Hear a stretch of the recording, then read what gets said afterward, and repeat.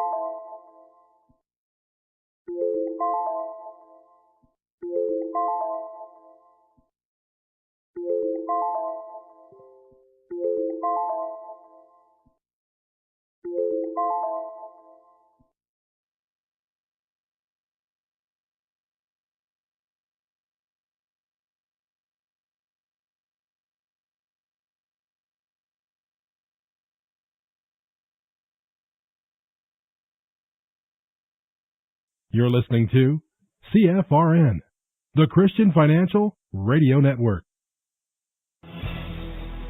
Good afternoon, traders, and welcome back to the CFRN E-mini Futures Cast. This is the daily broadcast of Indeterminate Length, where we discuss all things E-mini, along with some really big ideas on the finer points of trading gold, bonds, crude, sugar, the euro. Joining us today, Mr. Michael Borg. From our trading desk in Chicago, Mr. Burton Schlichter. Now, to get things started, let's go to our host and founder in Studio A, overlooking South Mountain, America's largest city park. Here's Dwayne.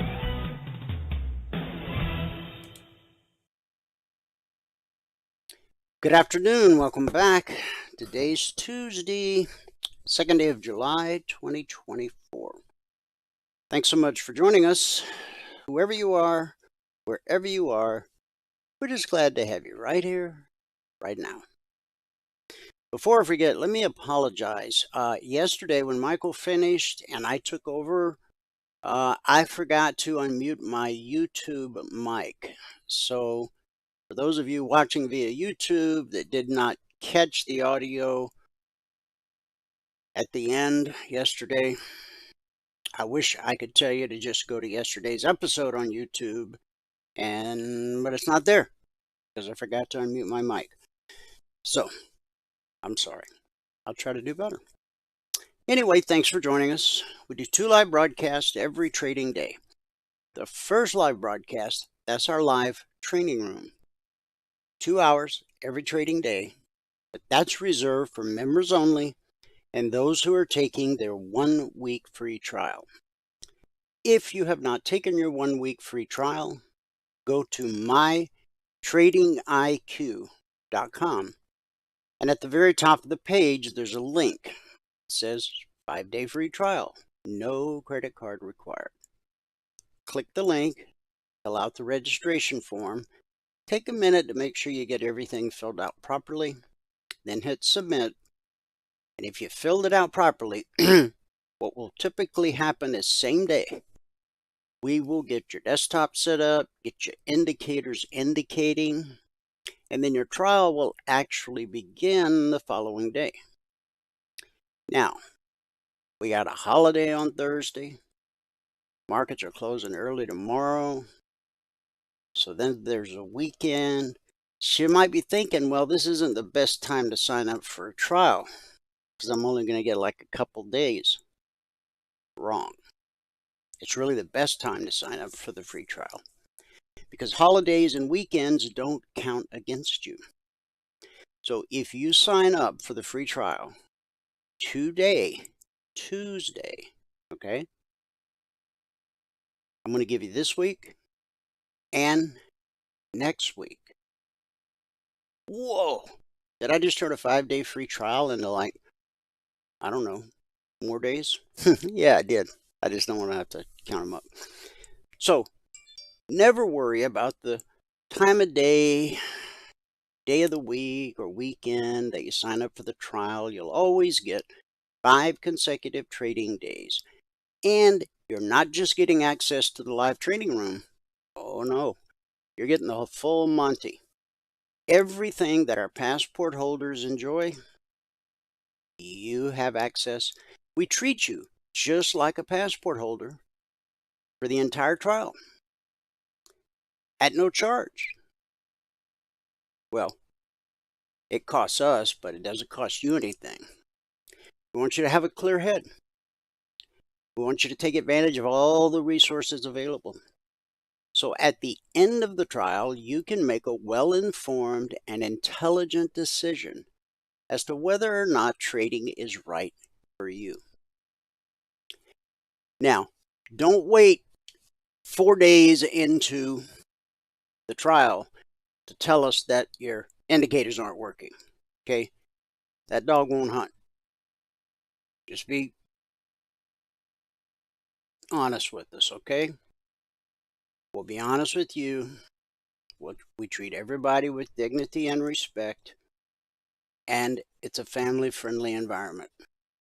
You'll actually be able to talk in our discussion group to our traders who came to us looking to become consistently profitable in the markets, have achieved success, and they'll be happy to share with you, help you.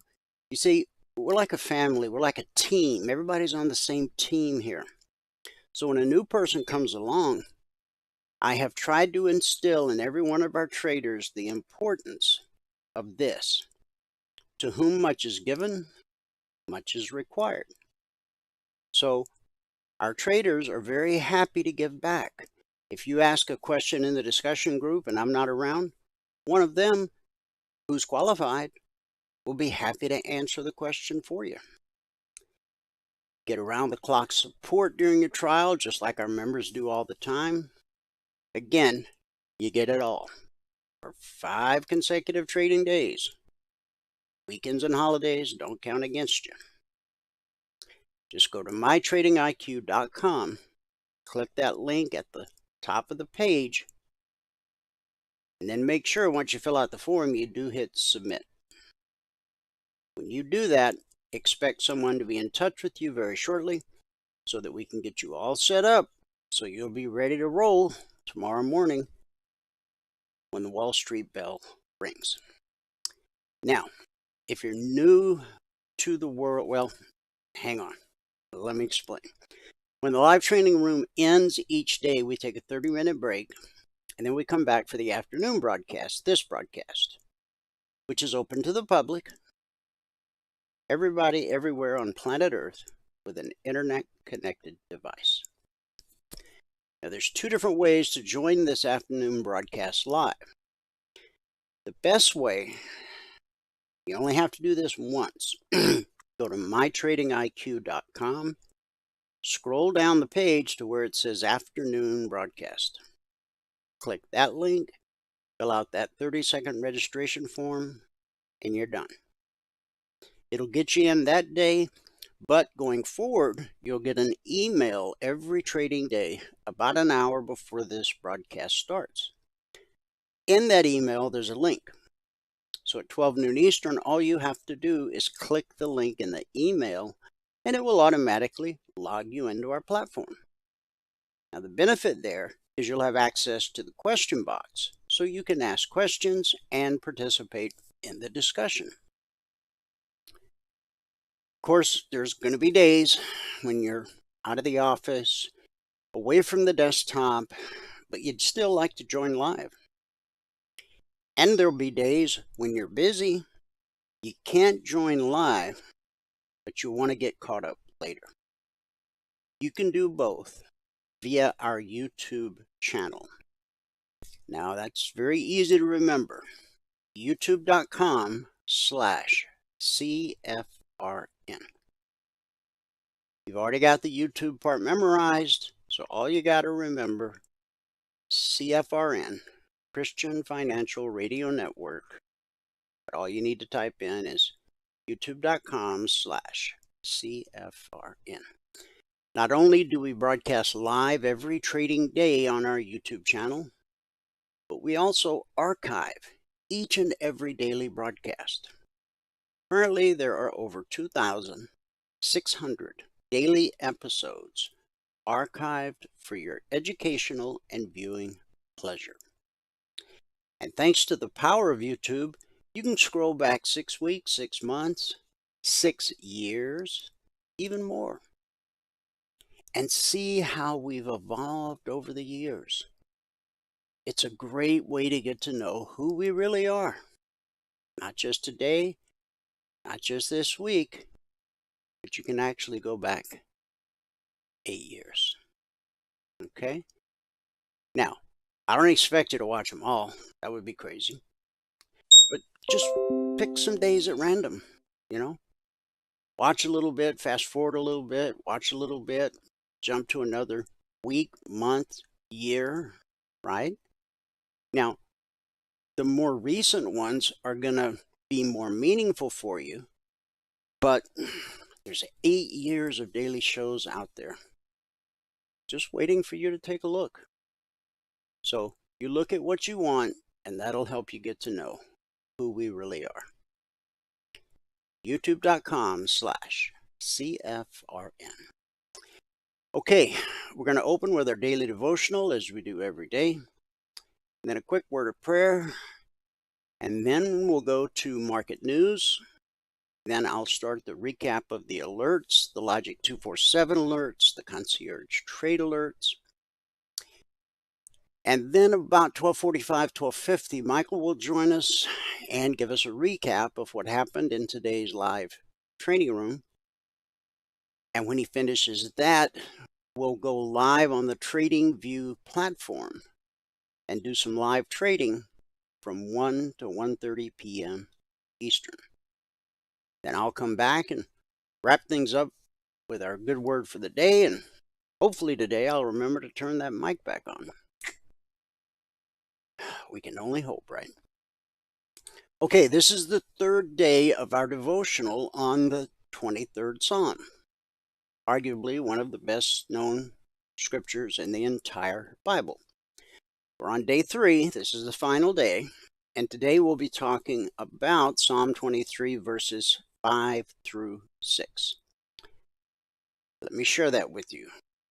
Verse 5, you prepare a table before me in the presence of my enemies. You anoint my head with oil. My cup overflows. Verse 6, surely goodness and mercy shall follow me all the days of my life, and I shall dwell in the house of the Lord forever. Today is our third and final day in Psalm 23. These last 2 verses help set proper expectations for the journey ahead of us with God as our shepherd. Now, in life, it's important to have realistic expectations, right? The same is true in trading. I talk to people all the time, and I say, well, so what kind of a goal do you have for yourself on a daily basis? Well, I'd like to take 20 points a day out of the S&P. See, that's not realistic. Now, the S&P moves that much on a daily basis, and a whole lot more, because it goes up and it goes down and it goes up and it goes down, right? But capturing 20 points a day on a consistent basis, good luck with that. So, just as we're going to help you right now set proper expectations for your life based on the 23rd Psalm, just remember the same is true in trading. Okay, back to the devotion. First, it's honest about the pains. We don't merely find green pastures and quiet waters. They have their place, but are not our only experiences. In verse 4, we saw that though God is our shepherd, we're not given a get-out-of-jail-free card once we become his sheep. God's sheep aren't exempted from trials, but rather led through them. We're not shielded from walking through harsh paths and dark valleys. Here in verse 5, we add enemies to the list of challenges. It's an honest and realistic reminder that we will face opposition and forces of evil in this life. Jesus himself told his disciples in John 16:33 that we will have trouble in this life. He's not selling an easy life. He's offering us his presence amid a hard life. Second, It's honest about the joys.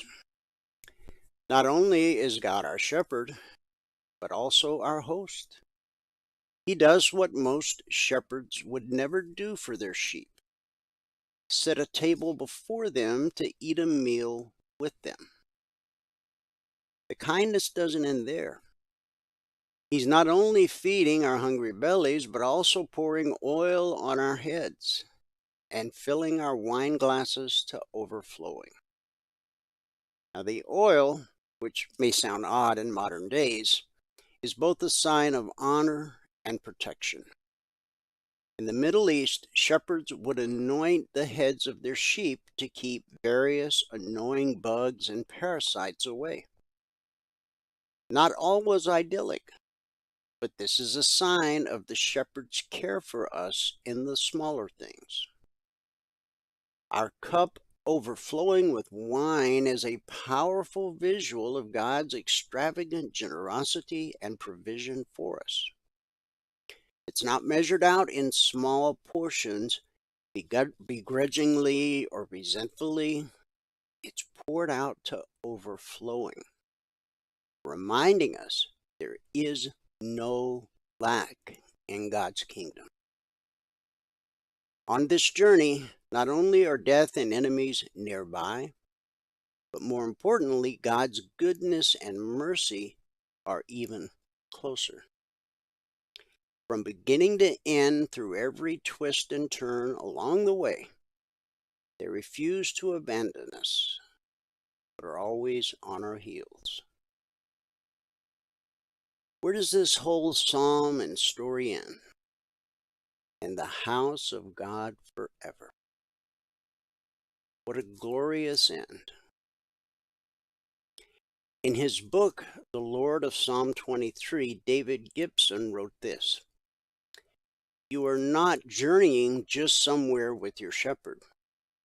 Your Exodus journey is not an aimless wandering in the wilderness. You are on your Father's porch. You're journeying to the house of the Lord. You are heading home. Take heart. Our Lord is a good shepherd and will see our journey home. May Psalm 23 be a companion to you throughout your life until you're finally with him again, face to face." Join me in a word of prayer. Heavenly Father, thank you for preparing a table before us in the presence of our enemies. You anoint our heads with oil, and our cups overflow blessings. Surely your goodness and mercy will follow us all the days of our lives, and we will dwell in your house forever. We're so grateful for your constant love and care. It's in Jesus' name we believe and pray. And everybody said, amen. Amen, my friend, and happy Tuesday. Let me give you the numbers from around the world. I'm going to start here in the U.S. with the cash markets, or the indices as they're called. Currently the Dow is down 57 points. The NASDAQ is up 19. The S&P 500 is up less than a point. The Russell 2000 is up almost 2 points. That is some quiet, thin trade. In the commodity basket, crude oil down 23 cents, trading 83.15 last. Gold down $7.20, trading 23.3140 last. Silver up 8 cents, trading 29.70 last. In the Asian markets at the close, the Nikkei posted a solid gain of 443 points. The Shanghai gained a little over 2 points. The Hang Seng added 50 points. And in the European markets at the close, FTSE down 45, the DAX down 126, CAC down 22. No movers there, no shakers anywhere. So we had a green day in Asia. It was a red day for the UK. And at the moment, it's a mixed Radio Tuesday here in the US of A. We've got one of the major indices in the red, that's the Dow. The other three, the NASDAQ, S&P, and Russell, are barely in the green, and I mean barely. Okay. I made a comment this morning in the discussion group about the potential for the bottom to fall out. Not as a forecast, but just an observation. Now, as traders, we like it when the bottom falls out because the markets drop faster than they rise. And so if you're a futures trader, you can make buku bucks as the market is falling. But for investors, obviously you want to see the market move higher. Well, the way markets work is you get a leg and a retracement, a leg and a retracement. And so if you want that next leg, that next mountaintop experience, then fear no evil as you walk through the valley of the shadow of death. Because those retracements, sometimes that's what they feel like. Oh man, what am I doing? Okay, if you're a long-term investor with a long-term investment horizon, don't let fear cause you to sell out on the pullback, because the markets are always going to pull back. In fact, it's during the pullback that you should be adding to your position if, the company you're investing in is still fundamentally sound, they don't have any obvious problems. It's just part of how markets work in good times and in bad times. Lag, retrace, whether it's to the upside or the downside. Okay. Just keep adding to that position as long as you still believe in the fundamentals of that company. Now, we're not fundamental traders, we're technical traders. But if you're investing in stocks, you can trade those technically too, if you're like a day trader or maybe a swing trader. But as an investor, you want to get familiar with the fundamentals so that you know when something goes wrong with that company. All right, got a couple news articles. We all know that Powell spoke this morning. And he said that he is encouraged by cooler inflation, but reinforced that the central bank will need to see more evidence before cutting interest rates. The last two inflation readings in April and May do suggest that we are getting back on a disinflationary path, Powell said, while speaking on a panel in Portugal for a European Central Bank conference. Powell's comments come days after the latest reading of the Fed's preferred inflation gauge, the core personal consumption expenditures, or the PCE as it's called, rose 2.6% in May, in line with expectations, and down from 2.8% in April.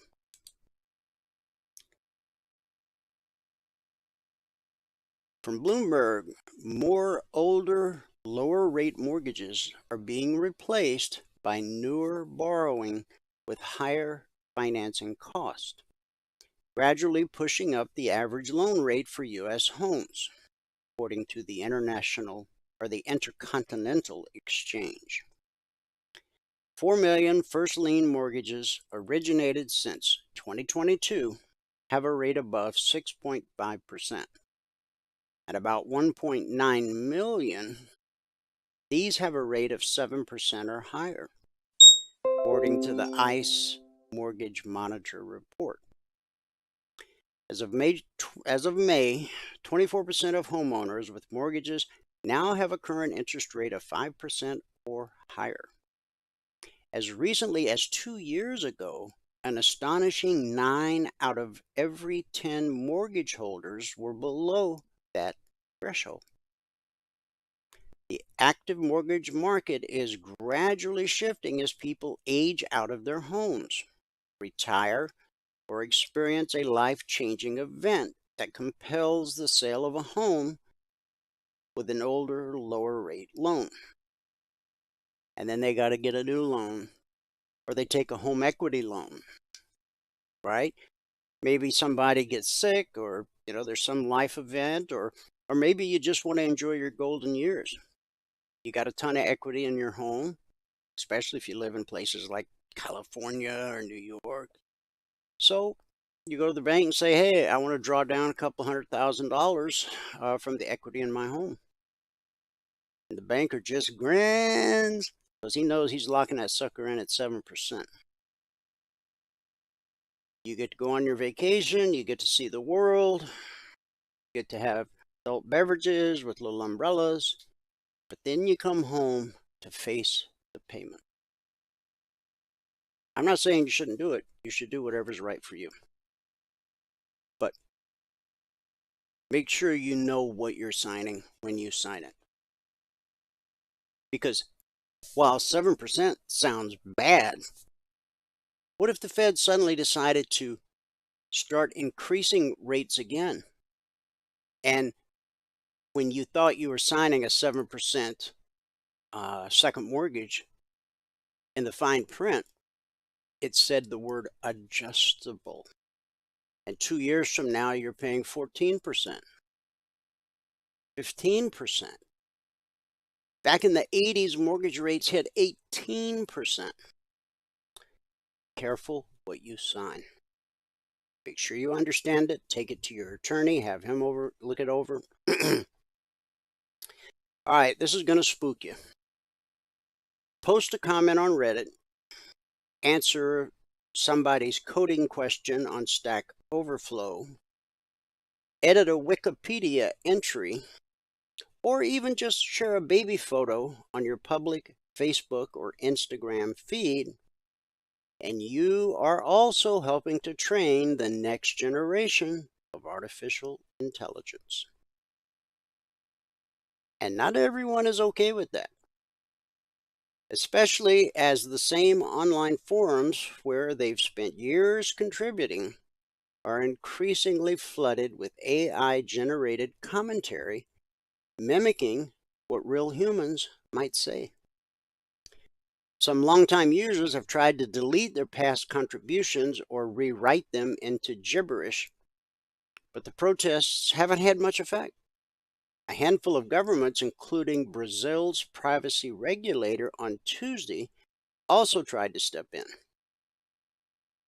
A more significant portion of the population just kind of feels helpless. There's nowhere to go except just completely going offline or not contributing in ways that bring value to them and value to others. Platforms are responding with mixed results. Take Stack Overflow, the popular hub for computer programming tips.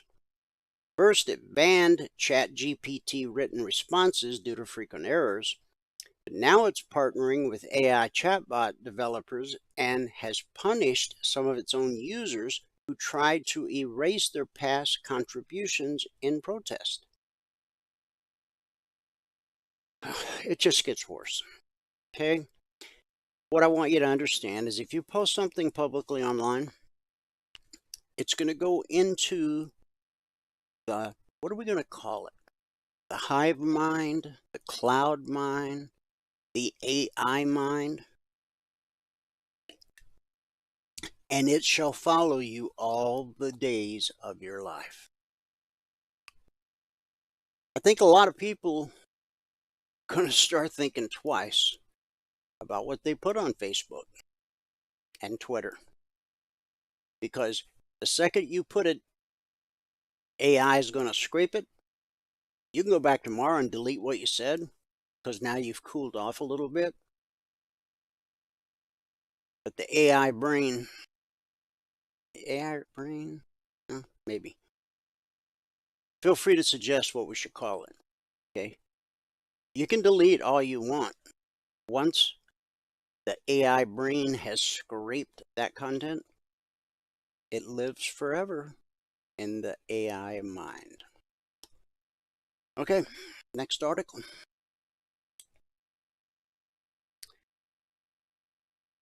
Economists and some Federal Reserve officials are increasingly on alert that pain could be on the horizon for American workers amid signs that the labor market is losing steam. Could it have anything to do with the 20 million illegal aliens that have flowed across our border in the past 3.5 years? Companies are posting fewer job openings this year, and employees are quitting less as unemployment has begun creeping up from low levels, signaling the end of the historically tight labor conditions that characterized the rapid recovery from the pandemic shock. This is what the blue chip wealthy people wanted. They wanted tons of cheap labor, and in return, a vote. We'll let you in, we'll give you a job, we'll pay you a substandard wage, and in return, just vote for us. I'm mad as hell, but I'm going to have to take it because I can't do anything about it. That's a line from an old movie. If you've never seen it, you should. I think was it called Newsroom? Anyway, guy screaming out the window, I'm mad as hell and I'm not going to take it anymore. Okay. In the age of generative AI, when chatbots can provide detailed answers to questions based on content pulled from the internet, the line between fair use and plagiarism, and between routine web scraping and unethical summarization, is a thin line. Perplexity AI is a startup that combines a search engine with a large language model that generates answers with detailed responses rather than just links. Unlike OpenAI's ChatGPT and Anthropic's Claude, Perplexity doesn't train its own foundational AI models. Instead, using open or commercially available ones to take the information it gathers from the internet and translate that into their own answers. Well, that's just wrong. But a series of accusations in June suggests the startup's approach borders on being unethical, you think? Forbes called out Perplexity for allegedly plagiarizing one of its news articles in the startup's beta Perplexity Pages feature. And Wired has accused Perplexity of illicitly scraping its website along with other sites. Perplexity, which as of April was working to raise $250 million at a $3 billion valuation, maintains it's done nothing wrong. The NVIDIA and Jeff Bezos-backed company says it has honored publishers' requests to not scrape content and that it is operating within the bounds of fair use copyright laws. I don't know if this is a public company. If it is, you might want to reconsider that position. Robinhood is now going to start offering crypto futures in the US and Europe.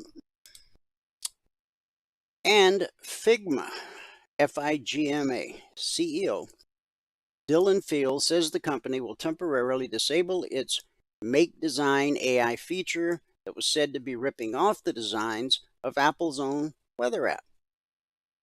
Just another case of what I was talking to you about. All right, we're running a little behind schedule, so let me see if I can pick up the pace. My fault, not yours.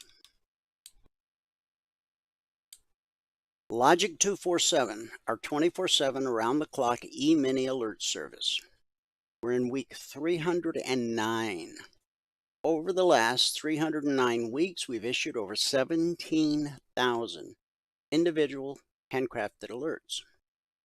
And what we've averaged on a weekly basis is 20% or less of the alerts being stopped out based on market structure And a very simple process I teach all of our passport holders in their one-on-one mentoring sessions. Valerie did this update for me, this recap at 11:30 a.m. Eastern. I am very thankful for that. It's normally in the morning, the afternoon, but she was able to get to it midday. Thank you so much. At the time she did the recap, now this 37 total alerts issued. That's since the markets opened Sunday night at 6 p.m. Eastern. Of the 37 issued, 2 never triggered. Still waiting on the outcome of 14 because I put a bunch out this morning. So out of 21 actionable alerts, 2 were stopped out, or 10%. Now, that's based on market structure and that very simple process that I teach all of our passport holders in their one-on-one mentoring sessions. Now, the purpose of these alerts are to help a new trader learn how to read the chart.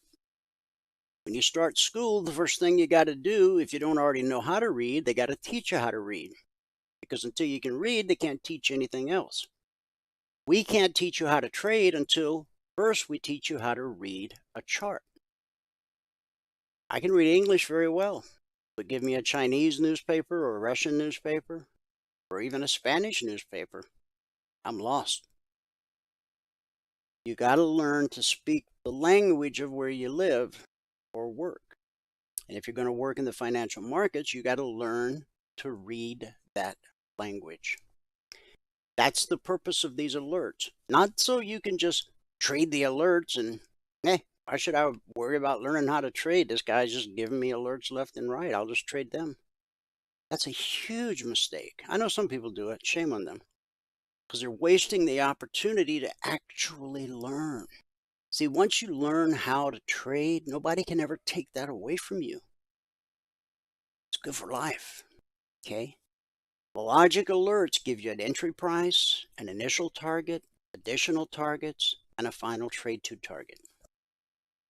And I teach you how to use those alerts to learn how to read price action. Okay? Now, once you've mastered the logic alerts and how to read the chart, then we go back to our original alert service, the concierge trade alerts. Now, they're a little bit different in a few different ways.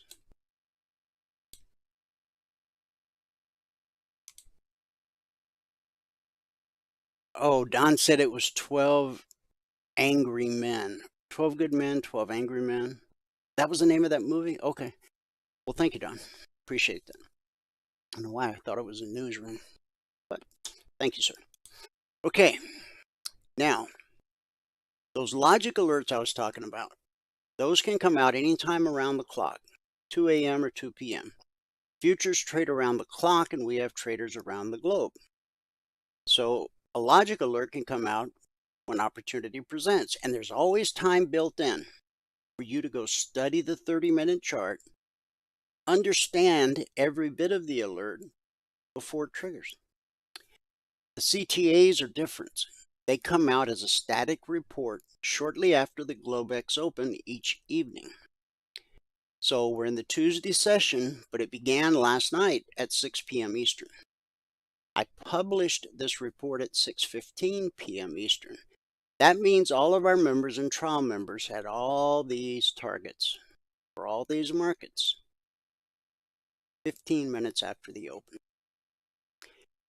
First thing you do when the report comes out is go to the 30-minute chart of whatever markets you trade and make note where price is at the time of the release. It'll always be between these two numbers. Then draw a line in the sand at the long target, line in the sand at the short target. Those will serve as great visual cues to help you stay on the right side of the street. If price gets above the 30-minute BBC, it's attempting to reach the long target. If price gets below the 30-minute BBC, it's attempting to reach the short target. BBC stands for Bull Bear Cross. It is the green line you see on every chart I ever show. whether it's a 30-minute chart, a daily chart, a monthly chart, 5-minute chart, tick chart, range chart. And here's how it works on all time frames. If price crosses above the green line, you should anticipate higher prices relative to the time frame you're looking at. If price crosses below the green line, you should expect lower prices relative to the time frame you're looking at. But all alerts, logic, and CTAs are based on the 30-minute chart. This is where you start looking left to spot potential obstacles. Remember, with the logic alerts, I give you the entry price, the initial target, second, third, fourth, fifth target, and the final trade to target. This is where you get to prove to yourself that you've actually learned how to read the chart. And you learn how price behaves at a weekly trading zone. That's important because price is always trying to reach a weekly trading zone. From the moment the markets open Sunday night till they close Friday afternoon, if price is above the 30-minute BBC, it's trying to get to the zone overhead. If price is below the 30-minute BBC, it's trying to get to the zone below. We've published the zone since December 14th of 2009, closing in on 15 years. They come out Monday morning at 6:15 a.m. Eastern, and once they're published Monday morning, they're carved in stone for the entire week. They do not change in any way whatsoever. Just resist the urge to make it more complicated. As long as you know which way the wind is blowing, it's pretty simple to reach your goal for the day. All right. Daily chart. Do I trade a daily chart? No. So then why am I showing you it? I go there to gather important information. As we've talked about for days, the market has found support 1, 2, 3, 4, 5, 6, 7, now 8 days at the 62% fib extension. We're up against resistance at the step line as we were yesterday. Right overhead, blue and climbing has turned to red and falling. This is the all-time historic high. Last Friday, we tried to take out the all-time historic high, but failed to do so by 3 points. We hit 55.85 last Friday. The all-time historic high on June 20th was 55.88. So more sideways trade. Now, typically, price drops to the BBC. The pullback holds more often than not, and we get a nice bounce. But because of this sideways consolidation, the BBC has crept up to meet price. That's a whole different dynamic. When price pulls up to the BBC, we expect a bounce. When price pulls down to the BBC, we expect a bounce until proven otherwise. But when the BBC is forced to climb or drop to meet price because of a stagnant market, that's a very different dynamic. It really sets the stage for the bottom, in this case, to fall out. How far do I think it can go? Certainly the 24% retracement, possibly the 38%. And I think the 50s are real reality. You see, this bearish cross lines up with this low, and I think it's going to act like a magnet. And I could be 100% wrong. But remember, institutional traders, the ones who trade in such incredible size that they move price, they look at daily, weekly, and monthly charts the way you and I look at 30-minute charts, 5-minute charts, tick charts, and range charts. Again, it has to do with account size, okay? So if you'll train yourself to spend 2 minutes looking at the daily chart of whatever you trade, it could be futures, it could be stocks, it could be crypto, Forex, ETFs, doesn't matter. You're literally looking over the shoulder of the deep pockets that move price. So not only can you see what they're doing most days, obviously they've been buying, but they just ran into major resistance like they did yesterday. Okay. Now, you're not going to see that on your 30-minute chart. You're not going to see that on your range chart. You don't know that this dark cloud right here, this red and falling, is right overhead. You're not going to know where the daily BBC is. This is major resistance. This is major support. I promise you, if you'll train yourself to spend 2 minutes with the daily chart before you start your trading session on the smaller time frames, you may not see an immediate change, but as you continue to practice doing that each day, okay, things will start to sink in and creep in, and you'll start to go, whoa, ho, ho.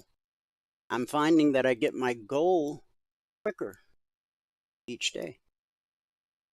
And then you got to have the discipline to put the mouse away.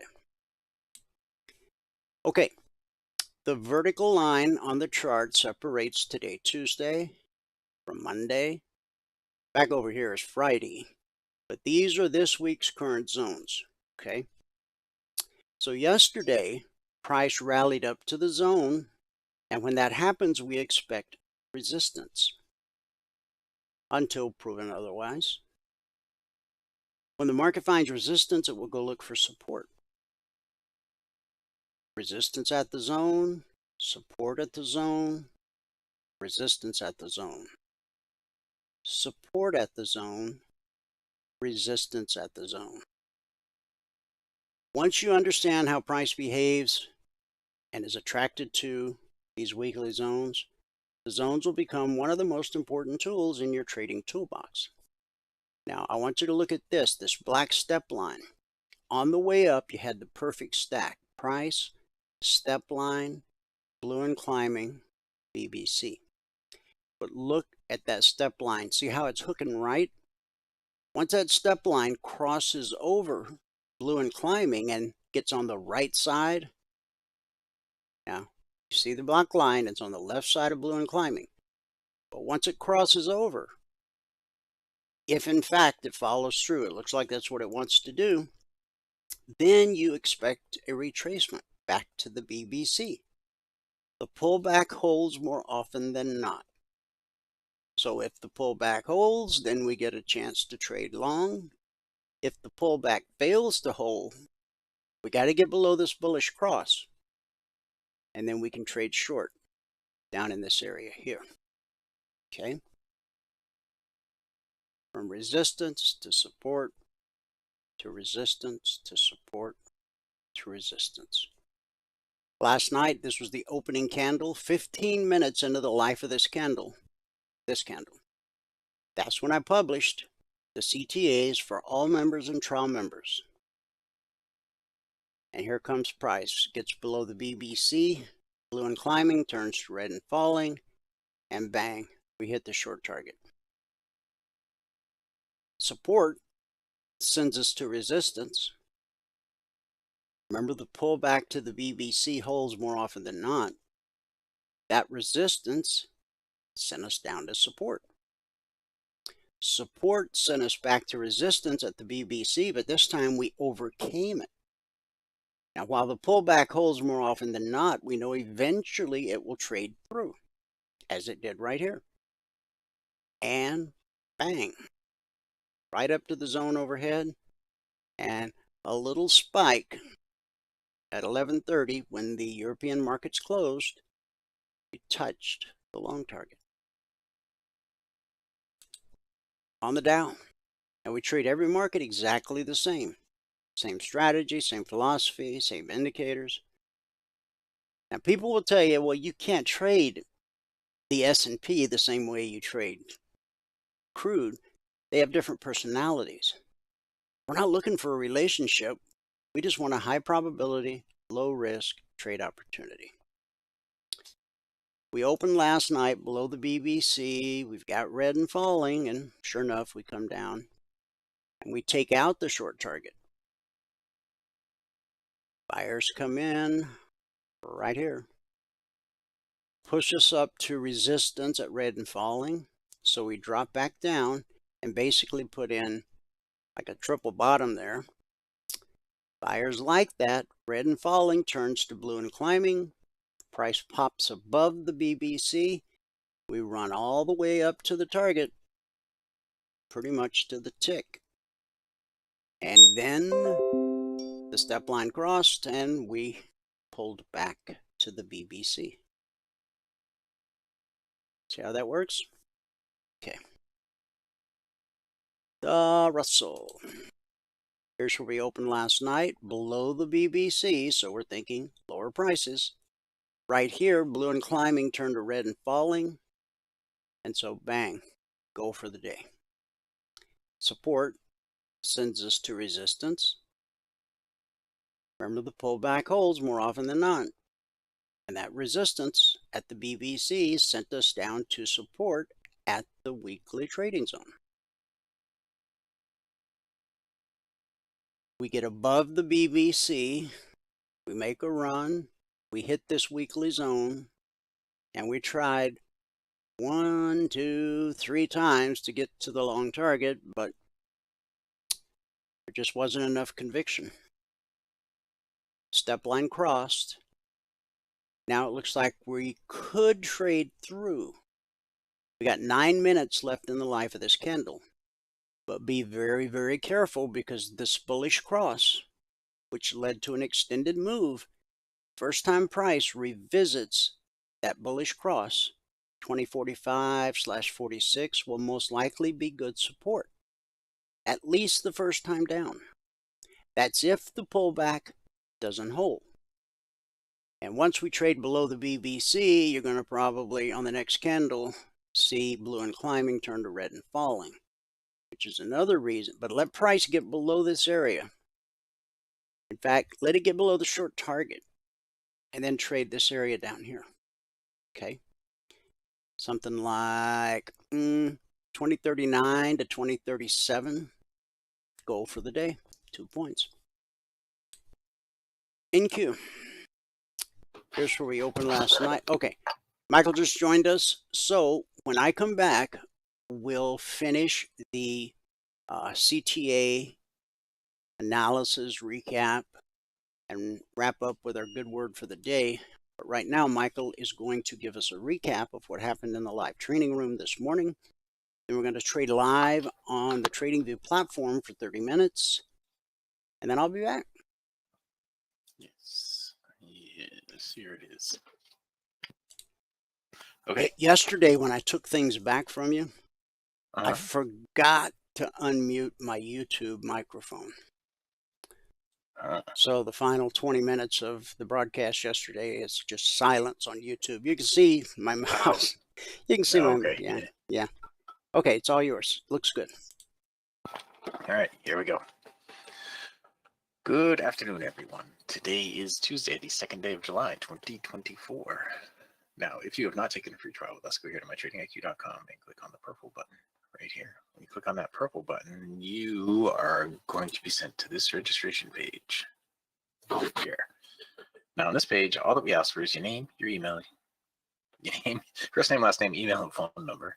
Down here at the bottom, you can give us your machine ID if you want to. You can give us your TradingView login ID. When it just occurred to me, we're not going to be able to do this tomorrow. Right? What time is it? 12:53. Yeah, we're not going to be able to do this tomorrow. But anyway, we'll be able to do the morning session. When you sign up for the free trial, when you do this, if you use your NinjaTrader machine ID and your TradingView login ID, hit the register button. It'll be sent everything you need to get into the room in the morning, and you'll be able to activate your indicators. Put your indicators on your charts, and that's what we recommend you do at the beginning of your trial. All right, so today in the room this morning, we had a better day than yesterday, 21 times better than yesterday. It didn't take much. If you're going to read the spreadsheet, you got to read all the CFTC risk disclosures down at the bottom. Today is the 2nd day of July, 2024. We're up 22 ticks on the NQ, minus 10 on the Russell, plus 5 on the YM, and plus 10 on the ES. So opposite right there, and well, for better or worse, it wasn't exactly opposite there. And we got some on the YM. Anyway, Today I took 8 minutes and 2 trades to get to $3,990 with 19 contracts on. We took a total of 15 trades this morning, so on the month now, we're only at $220, averaging $110 a day because we had a slow start. But on the year, we're at $47,305. That's with one contract, averaging $387 per contract with one contract each trading day. We're averaging $387. I know this month is starting out a little slow, but we ended last month averaging $392. And last month started out, oh, last month wasn't a great start either. We started out with just 100. Our second day was 275. Today we started out with 10. Our second day was 210. We'll see how it goes through the month. Our best day of last month was actually last Friday, the last day of the month. We should have a better day than that sometime this month, I'm hoping. Just trade what's in front of us. Anyway, if you follow our 24/20 blueprint, that means you start with one contract and you earn $2,000 before you can add another contract. If you have a goal of $100 per contract per trading day, then you should be able to do that once a month because there's about $20, 20 days, 20 business days per month. So 20 times 100 is $2,000. If you add one contract every $2,000 or once per month, like I did, then right now, if you start in January with one contract, you'd be on your 7th contract right now, and you'd be averaging $1,361 per hour. If you started like I did last year in January, you'd be on your 19th contract right now, and you'd be averaging $6,192 per hour. All right, you'd only had to work 43.83 hours so far this year if you did everything just like I did and quit trading when you got the goal for the day. All right. Now, I'm going to go back here for just a second. If you have not taken a free trial with us, go here to mytradingiq.com, click on the purple button. All right, there's no credit card required for the trial. Click on that. It's going to reach this registration page. Just fill it out. All right, just fill that out. And your indicator's indicating for you. Now, let's get into the trades we did take. We had some trades here on the YM this morning. I think I marked everything today. Yes, I believe I did. We started out with a break. Then we had a plus 15 right there. Then you had a stop out. So plus 15, stop out of 10, put us to just plus 5. We had another break even right there. And that was it. We got into the lesson plan. I didn't trade the YM again. There was a nice blue arrow there. A blue arrow there that would have been break even. And a blue arrow here that would have stopped me out.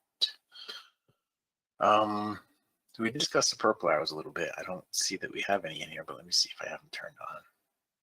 Okay, for those of you guys who are using this, who are using the purple arrows, let's just go and look at one. Here we go. Now, the purple arrows oftentimes are going to occur in a no trade zone.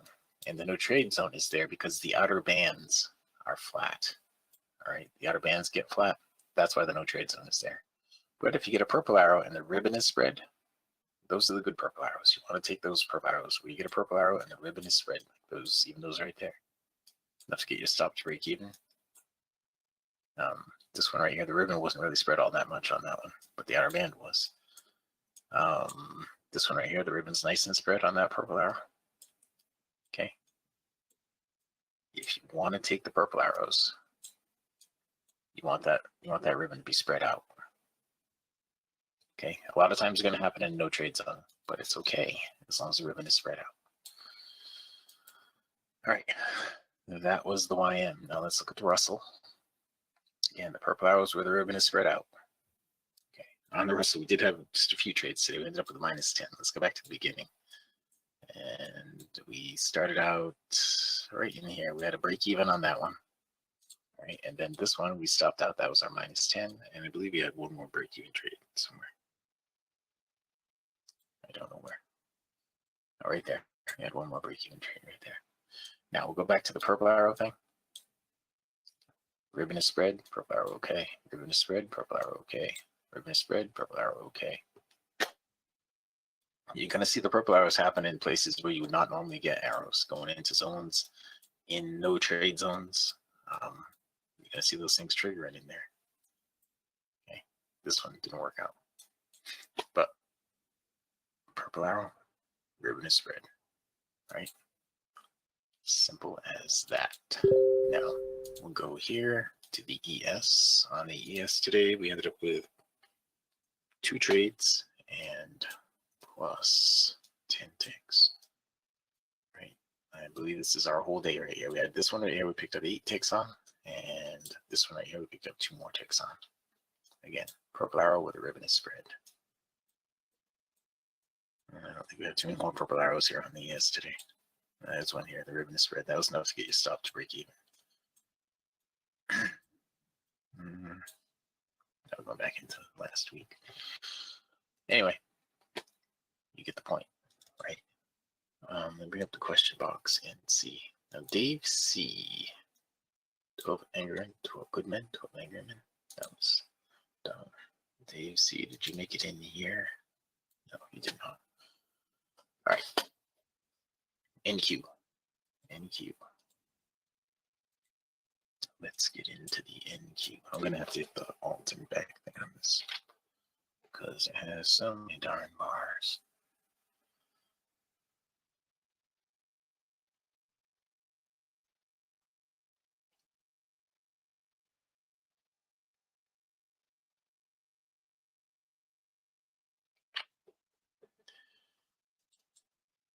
All right. So, let's go here right now. We started out on the NQ right in here. We got 12 ticks on our first trade and 30 ticks on our second trade. That's where we got the goal for that in the second trade right here. We're plus 42 at that point. Now we had more trades in here that we took, more trades that we missed. We missed that blue arrow and that green arrow. We took this blue arrow here. We ended up with a break even on it. And we took this trade right here and I stopped out. So that put us down to 22. So I just had a bunch of break evens the rest of the morning. Break even there. Purple arrow with the bands of spread. Purple arrow with the bands of spread. That one didn't work out at all. The ribbon is spread. I mean, the ribbon is spread. We got into the lesson plan. Doesn't look like I took any more trades in here during the lesson plan. Purple arrow with the ribbon is spread. Purple arrow with the ribbon is spread. And purple arrow with the ribbon is spread. Now, you guys understand that a purple arrow is the same as a ribbon trade. It just doesn't have to come out of the overbought or the oversold. Right? It does not have to come out of the overbought or oversold. This one right here, the slingshot is not up to date right here. Watch the slingshot right here. Let me take a picture of it. We'll come back to that.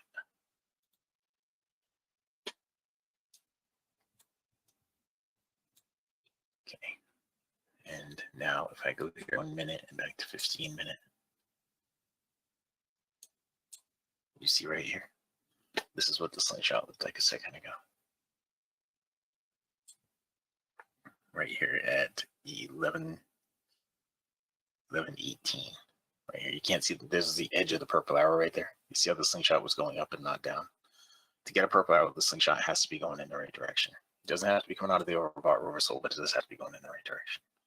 Every now and then that slingshot doesn't keep up for some reason. I got to flip from one time frame back to another. Anyway, it looks like I had to get any more trades. I had this one break even trade on this purple arrow here. Right, during the break, see the slingshots, well, the ribbon's kind of spread right there. That one didn't work out at all. But here the ribbon spread and it worked out fine. Blue arrow was good there, and that was all there was during the break, right? Was that one blue arrow? Yep, that's all there was during the break, was one blue arrow. And that was it. So that's how we ended up on the morning session. On the morning session, we ended up with plus 22 on the NQ, minus 10 on the Russell, plus 5 on the YM, plus 10 on the ES, plus 210 overall. 8 minutes and 2 trades to get to $3,990 this morning, and 15 total trades this morning.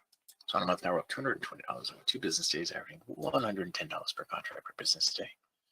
And down here at the bottom, we're at $47,305 with 1 contract so far this year. So 122 business days, averaging $387 per contract per 2-hour business day. If you were to quit trading when you get your goal for the day, and you were to add 1 contract per month, so far this year, you'd be on your 7th contract, and you'd be averaging $1,361 an hour if you did it just like me. If you started last year and you added 1 contract per month, you'd be on your 19th contract right now. And if you did it just like me, you would have had to work 43.83 hours so far this year. and you would be averaging $6,192 per hour on a year. Okay. All right. Now, that is it. We're going to get into the trading now. So I'm going to say this about that in the live stream right now. In YouTube, if you have not taken a free trial with us, go here to mytradingiq.com and sign up for the free trial. It is right there. You can just hit the purple button, and once you hit that purple button, you'll be sent to this registration page. Just fill out this form. Once you fill out this form, you'll be sent. You're sent all the information that you need to get into the room in the morning. All we need here is your machine ID, NinjaTrader machine ID, or your TradingView login ID. Either one of those, and we will get your indicators indicating for you. Okay. All right. Let's get in there and start trading. Hopefully. Looking over here in YouTube at the live stream, I see we do have some people in there. I don't see any questions in there yet. Here we go. I don't see any questions in there yet, but we do have some people in there watching. Okay. If anybody has any questions or wants to see any symbol other than what we're looking at, all you have to do is let me know. On the rest right now, we've got a high here of 1228.0, so be selling 47.2. This is what it looks like. 48.0 and selling 47.2 down in there.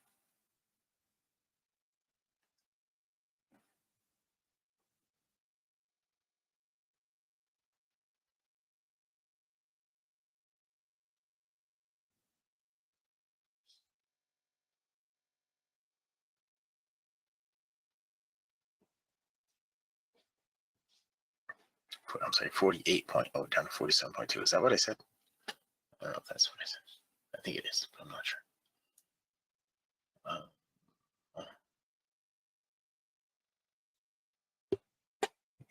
Okay, that's changed now. It's got a high here of 48.5. So now you're looking at 47.7, and there's no guarantee that's going to be a trade. It's got a commodity overbought for that to be a trade. And the stuff that I went over this morning in the context, you guys remember I said, if price pulls back and hits the black line, that black line is no longer in the red. All right, that black line is then in the silver.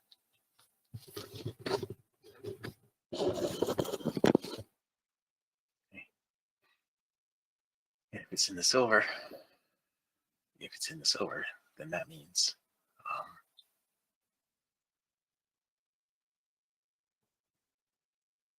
I'm sorry, if it's in the silver, then that means you're gonna have a green arrow and it's got a commodity overbought. Sorry, scroll. Okay, so we do have a high here right now of 8.5, so that means the low is gonna be right here at 7.8. So if we get it down closer to 7.8, it should pull it out of the overbought and trigger us into a trade here at 7.7. Okay. That's what it should do. We'll see. I am doing that right? 5, 3.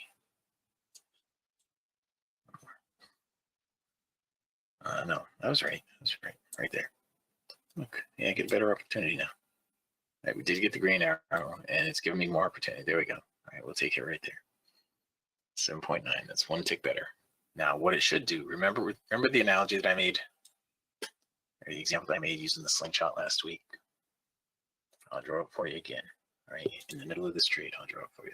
This, and this is the post on the slingshot. Okay. This, hopefully I still got the green one. Still got the green one? Nope, I have a brown one. Okay. Well, this is your rubber band then. And this is your green arrow. Now, this is my new diamond theory. Call it square principle. Call it the diamond principle. All right. This is what should happen. All right. It's pulled back this far with the slingshot. It should shoot in equal distance in this direction. My diamond principle. It's not the square principle. It's the diamond principle. You see, I'm about to stop out, but my stop is in the right. Actually, it's not. My stop is in the wrong place, but I did stop out on that. But this is what it should do. Okay, now the problem with the green arrow, as I've told you in the past with my example, the problem with the green arrow is the pullback is so deep that it could snap and then start going in the other direction with a black arrow. Or black, yeah, a black arrow would be the first one. But this is what it should do. Okay, now it hasn't done it yet. It's pulled back even deeper, and so it's pulled back all the way up to here. So the push down, if it's going to keep going in this direction, should go all the way down to here. Right now, I know that's nothing in. There's no numbers down there for that, but if you take this trend line and do the same kind of drawing right here on the actual price and drop it like that, I'll erase all these drawings. And let's say it does stop right here. This is where it should go down to. Okay. I'll crunch it all up so it's proportional. This is where it should go down to. Right? Using the diamond principle. And I just made that a pipe coin, that term. That's mine. The diamond principle. There you go.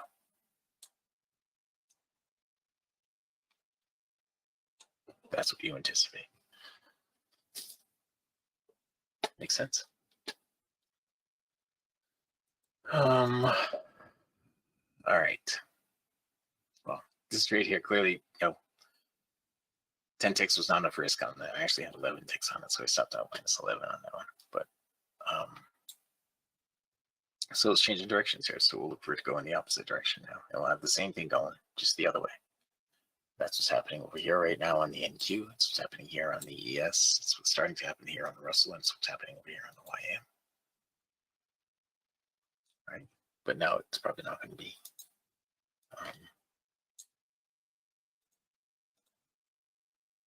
It's probably not going to be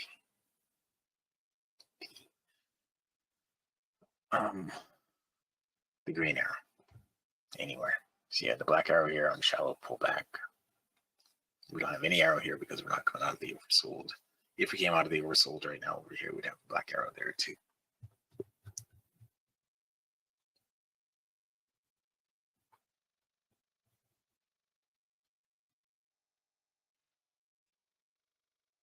We've got a low here of 486. Add 8 to that.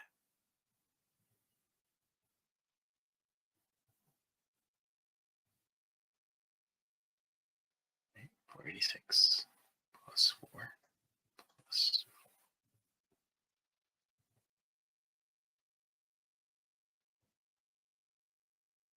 4. It's going to get there, 94.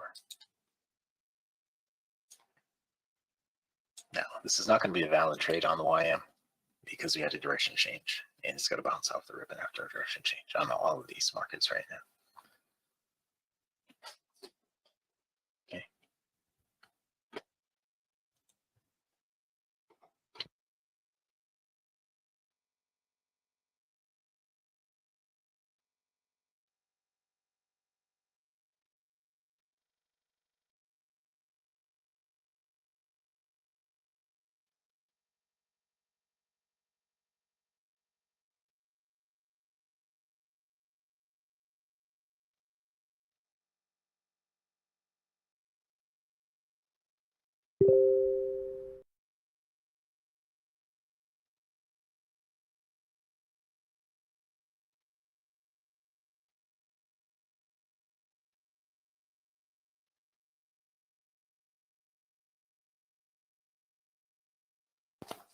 All right.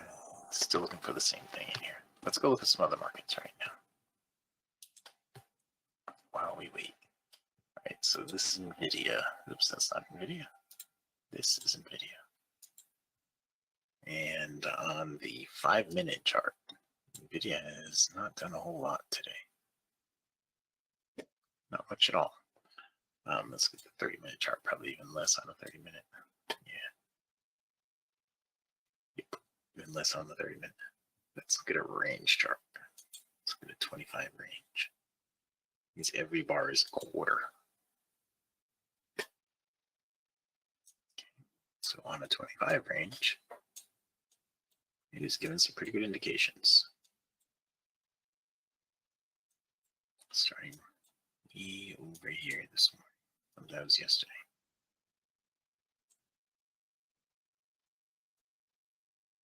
All right, so the very first trade this morning did not do that well, but less than a quarter. After that, if you take away the mid-trend trades, let's just do the regular trades in here. Take away the mid-trend trades, and we had a nice one there. That one, the stop would have been down here, so it took it a while to actually get to the point where you would have stopped out. And that was a nice move. That was a nice move. That still is a nice move. And this is a continuation of this one over here. That was all yesterday. This is today. This was a valid trade from right here, and the stop would have been down here. So after giving some good profit right there, it would have pulled all the way back to the stop. And on this one, the stop would have been down here, exactly to the stop again, after giving some pretty good profit. Interesting stuff. I don't know what Bitcoin's doing today. Let's look at that one. Bitcoin down 898 bucks. Let's look at that one.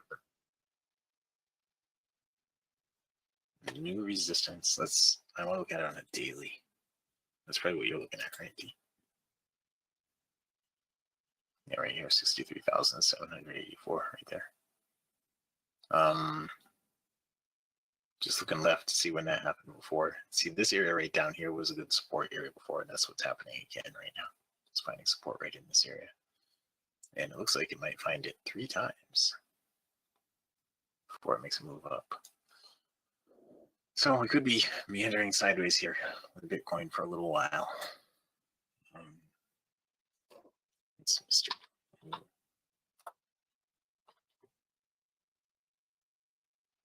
I would think so. And Mr. Rez on a daily hasn't given anything long since back here, the middle of May. It is indeed back there. So not a whole lot going on in the rest of the world either. Okay, let's go look at that. Oops, click on that and that, and ETH. This is going to be on a daily. Yeah, oh, sorry, I didn't do that on futures. Yes, I can. Crypto ETH. Here it is. There it is. Okay, so on a daily, the last long it gave was back here in May. Again, going sideways, but it's at the point right now where it's going to make a decision. You have lower highs and higher lows, and it's really going to make a decision here. Yep, that is, no, that's it then. It's about, well, here, I'll draw it for you. You can look and see exactly what it is. From here down to here. 50% right there in the middle. Spot on. So it's at a decision point right here. It's going to go up or down, and my bet is that it's going to go up. It's just going to take a long time for it to do that. It could pull back a little deeper. This is the support level right here, the same support level that Bitcoin has. It's pulling back the same.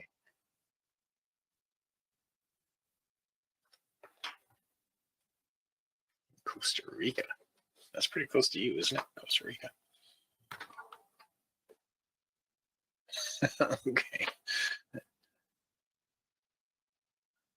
Oh, that's right. Okay. That's right. Sorry, what is it that you're near? No, yeah, I know that. I know that. No, it's in there. Yeah. There you go. I think it was something like that. Something. Anyway, this looks like it's going to go sideways for a little while longer, maybe down into this area, find support there again, and then bounce. That's what I'm thinking for this. If you're looking at it, it angles this.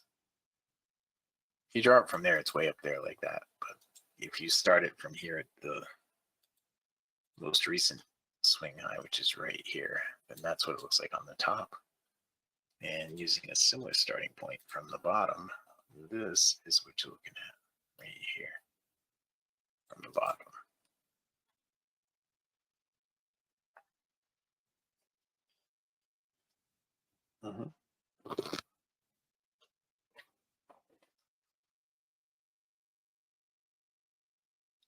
Yes. Same costs.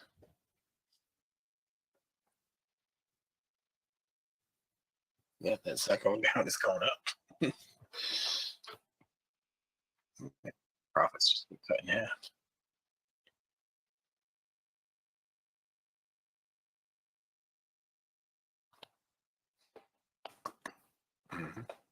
Just give it up.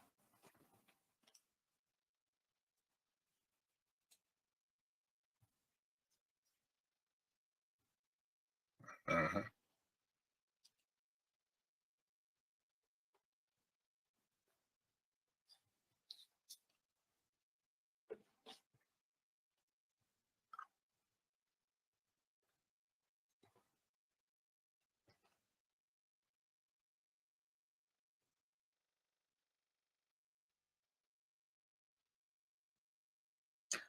That is crazy.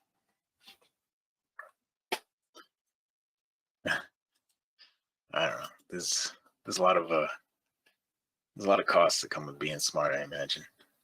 They come with being that smart, I imagine. Well, I mean, you can be that smart and be lazy and have no issues. But if you're that smart and you're aggressive, then there's a lot of responsibility that comes with it. My wife has a friend. Her husband is like a super smart guy. He's an IT guy. I mean, he's really got it going on upstairs, but he can't get his butt off the couch. Yep. To go do the job. Yep. I've known people who are just super duper smart, and they can recite almost anything to you from history, and they can do like amazing math problems and things like that in their head, but they have no ambition. No ambition whatsoever. It's not that they can't tie their shoelaces, they just don't want to exert the energy. Yeah, they just don't want to. They can get some slides. And there you go. Yeah. Take the easy way out. My wife got me a pair of slides the other day, and doggone it, they're like one size too small. Very comfortable. That's awful. Except for the too small part. Yeah, don't live in front of a heater. I got some new slides that I left in front of a heater during the winter. I guess you can't leave them outside. But they melt down. You gotta melt down. Yeah, one of them shrunk up, and it looks perfectly normal, but it shrunk like a full foot size. One of them. And so I mean, it's a brand new slide that just doesn't fit. I'm probably gonna have to go to the doctor, man. That sprained ankle from 2 weeks ago. It's getting worse. It's still incredibly swollen, and it hurts. And I kept it elevated all night. I have this special foam thing, and I slept with it elevated most all the night. And when I got up this morning, it felt a little better, but if I didn't say this, the audience wouldn't know, but I did the first half of today's broadcast sitting down. I haven't done that in years. I always stand at my desk. Yes, we would not have known that. I didn't know that you had a desk that you stood at. I have a desk that's up. It's a rising, one of those desks that goes up and down, but I haven't stood at it in a long time. As a matter of fact, Jada's birthday last week, one of the things I got her was one of those lumbar things for the back of her chair, because she spends so many hours every day in her chair. I thought there's something that would give us some back support. I feel as long as I was buying her one, I'd buy myself one. So, so I did. So I have that now too. So my wife has been getting stuff from there's an auction site called Nellie's Auctions, and she was bidding for me on one of those riser desktop things like you're talking about. And I had bid $4, and at the last second somebody came in and bid $5. So really, yeah, I think some people have like automated things set up. But anyway. They wait till the last second and they automatically bump it. She said, "Don't worry, they have them all the time. I'll get you the next one." So I built ours. Well, I mean, we bought the riser thing, the electrical part, the motor and the gears and all that. My riser's an upside down milk crate. It's worked for years. Exactly. Got my keyboard sitting on it, got my mouse on it. perfect height. Based on the height of my desk, it sits right on top of my desk. Mine's actually, I think, 6. These boards are, I think it's 8 feet long. 8 feet long and 3 feet wide. I think something like that. Yeah, I don't know mine is exactly. way too huge for this little room that I'm in. I would give this desk. I bet this desk cost $5,000 when it was new. I would give it to somebody that would come and get it Get down it. two And take flights it out of your and house. get it down 2 flights of stairs. They could have it. I just Yeah. need a little simple table. Hold my monitors, my keyboard, my mouse. I mean, I'm a man of simple needs. Keep it simple. And Keep people it are simple. always giving me stuff. Hey, I got this for your desk. Man, have you seen my desk? I don't have room for any more chachis, you know? Yeah, I try to keep this for your stuff. I actually have a box where stuff that I used to leave on my desk, I Mhm. now have a box beside my desk. I just throw it in the box. Yeah, Because eventually that's where it's going to end up anyway. well, I have several of I those just, boxes, and periodically I put them up in the garage. You know what I yeah, dream well, of? I dream of one day being able to park in my garage. I have a 2-car garage. It's full of boxes yeah, that we haven't opened in 20 years. I'm like, honey, can't we get rid of this stuff? No. Oh, yeah. okay. All right. We have, You saving them for your next husband? You saving them for when I drop? I mean, what's going on here? Literally, we have boxes that have been not been opened in 20 years. How could yeah, we don't what? have anything like that. Yeah, well, good for you. I mean, she's not a hoarder. I mean, our house isn't filled with crap. You know, in fact, she's been helping a friend of hers that she didn't know was a hoarder, but the woman's taking care of her elderly mother, and somebody turned them in. So my wife's been going over there like 3-4 hours a day, trying to help her get all the garbage out. They got one of those big roll-up dumpsters, Yeah, you know. My wife's been yep. killing herself because they don't want them to take the mother away and put her in a home. So Mm. I don't think they're going to get it done in time because the inspector's coming. I think Friday. Yeah, you just gotta make a commitment and just throw it all out. It's, when we sold the warehouse, it wasn't that there was anything that was hoarded in there. It was just like 35 years of construction Mm-hmm. stuff, and I felt awful throwing some of it away because it was like all this nice wood and stuff like that that Philip had saved over the years from when he was building cabinets and things like that. Right. We had to get rid of it. We had to get rid of it. We tried giving it away. Everything must go. You know, on Facebook, for whatever community you live in, there's like a free group, and you can just put stuff on there.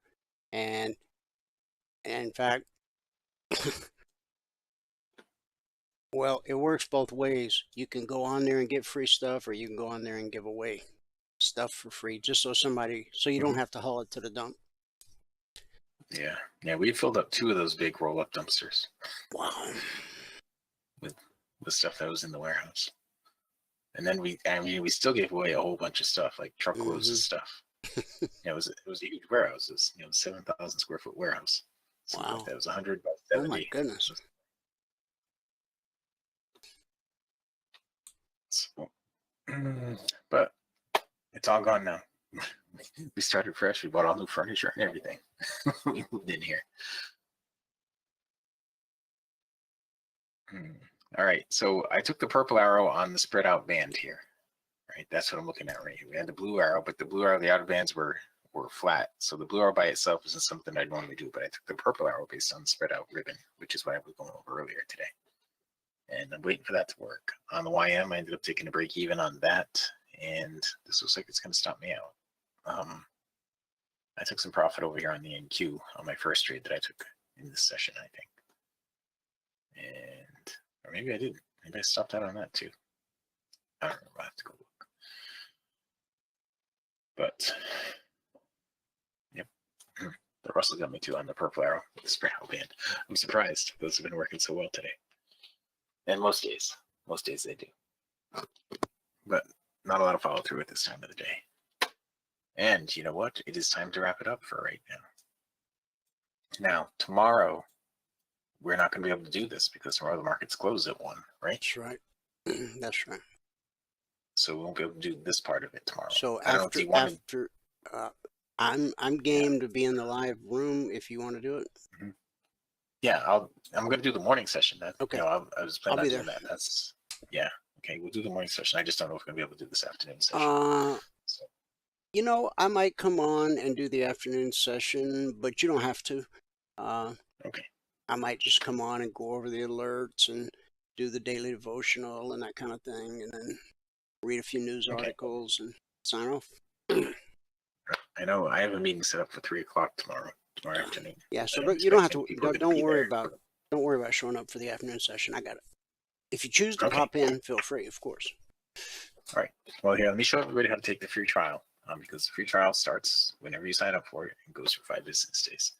The holiday doesn't count against you. The weekends don't count against you. Right. So it'll go all the way through next week if you sign up for the trial now. Just go over here to mytradingiq.com. Click on the purple button right here. There's no credit card required for the trial. Click on that, and it's going to bring you to this registration page. I know there's only 2 days left in this page, but we'll make a new registration page Friday or Thursday or whatever, and you get access to next week too if you sign up for the trial now. Just fill it out. Give us your first name, last name, email, phone number down at the bottom. Give us your trading machine ID if you have one. Give us your TradingView login ID if you have one, and hit register. Once we get all that information, we'll set up your indicators. Well, we'll enable the indicators so you can set them up. And if you need help setting them up, just let us know, and we will be happy to help you out with all that stuff. It is an automated process, guys. So just take that extra minute to make sure you filled in all the spaces properly. Okay, because once you hit submit, it's an automated process. And if you didn't fill it out properly, then we don't get notified, then you don't get a free trial, then you think we suck, and we don't really. We just... we want to give you the free trial. Yes. We want to give you the free trial. We want to pay for your free trial. We do. Indeed, that's the way it works out. All right. So with that, I will now pass it back out to fabulous Phoenix, Arizona, in Studio A, overlooking South Mountain, America's largest city park. Clearly ready. I am. Recap of the morning session, please. And this morning it took 8 minutes and 2 trades to get to $3,990. Man, it's a beautiful thing. It is. It was a nice start to the day. All right, guys, we left off on the recap with the NQ. We already covered the ES, the Dow, the Russell. Now on the NQ. Here's where we opened last night. Oh, yesterday, and I said it might be the last time I ever do it, in fairness to our paying customers, but I drew in this window of opportunity for you. I hope you're able to take advantage of it and make a couple pesos. Anyway, this was the open last night. We dropped to the BBC. We traded through it. So we got a leg. We got a retracement. Remember, the pullback holds more often than not. And so down we go to the short target. When the market finds support, it's always going to go look for resistance. It overcame the initial resistance at the BBC, and it ran right through that weekly zone, almost to the target. It ran through that zone like it's not even there. Now, only 3 things happen at a weekly trading zone. 70% of the time is consolidation. 20% of the time is rejection. 10% of the time is the slice. That's when the 30-minute candle slices through the zone like it's not even there. When it runs out of steam, what typically happens is price will then retrace back to the zone it sliced through and then continue in the direction of the slice. And this is a picture perfect example. Now, the step line has crossed blue and climbing.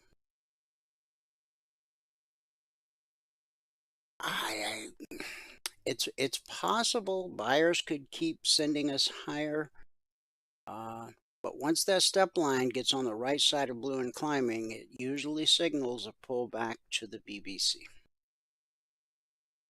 If the market continues to move higher, certainly you could go 2198 to 2208 to the zone. But I just don't know that that's going to happen. Now, if price were to retrace to the BBC and fail to hold, and it gets through the zone, make sure you're aware of this support area right here where the bullish cross took place. When you have a bullish cross that leads to an extended move, the first time price revisits the area of the bullish cross, it will almost always be good support. Same is true of a bearish cross in the opposite direction. Okay.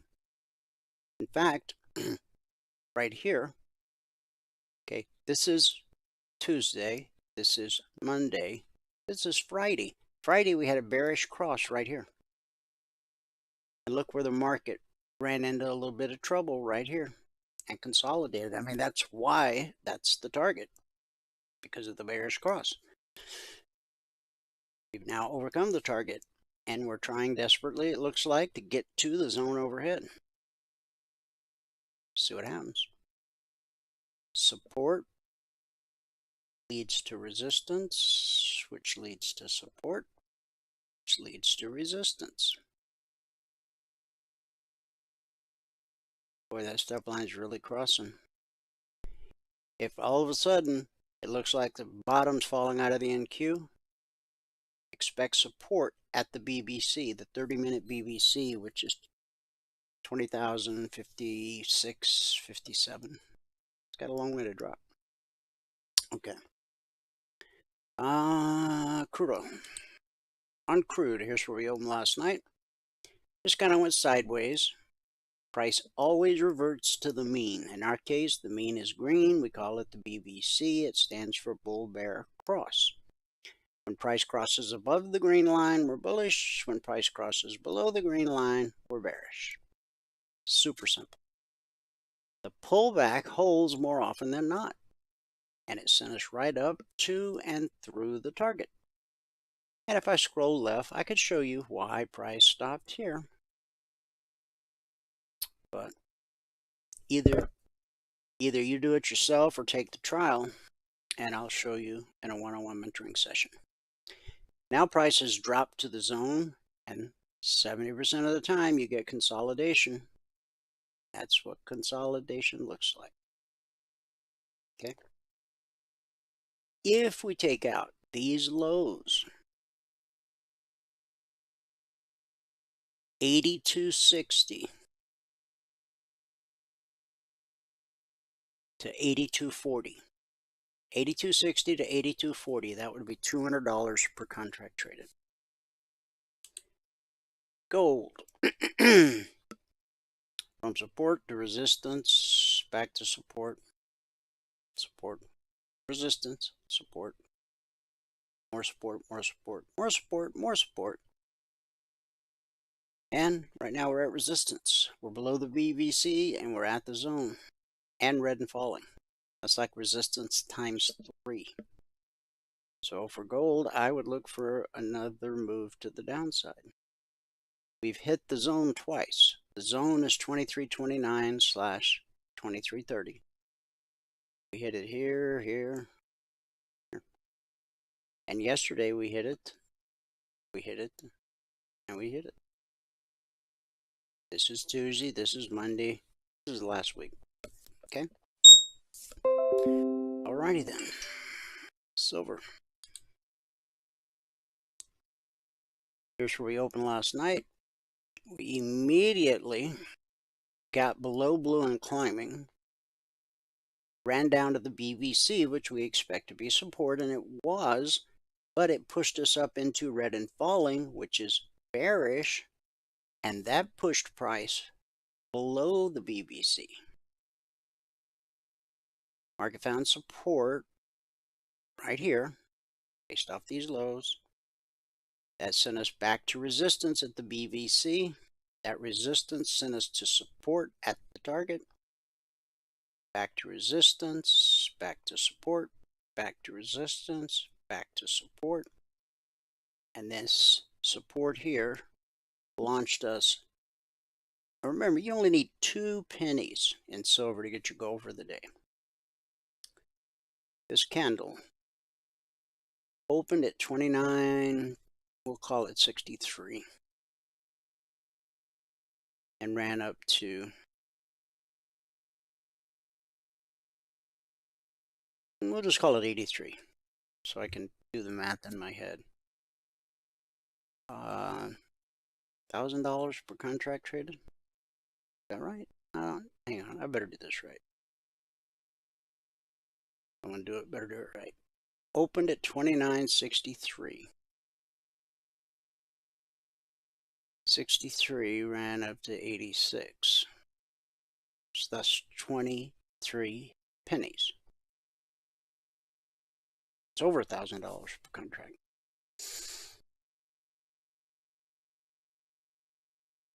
A 20 penny move, like from 67 to 87, that's a 20 penny move. From 67 to 87, that's a 20 penny move. If 2 pennies is $100, then a 20 penny move is $1,000 per contract traded. Nice. Now, right here, we got a short setting up. See, I got red and falling. We're below the BBC. Got to take out this low, though. So your trade is about 29.58, 29.54.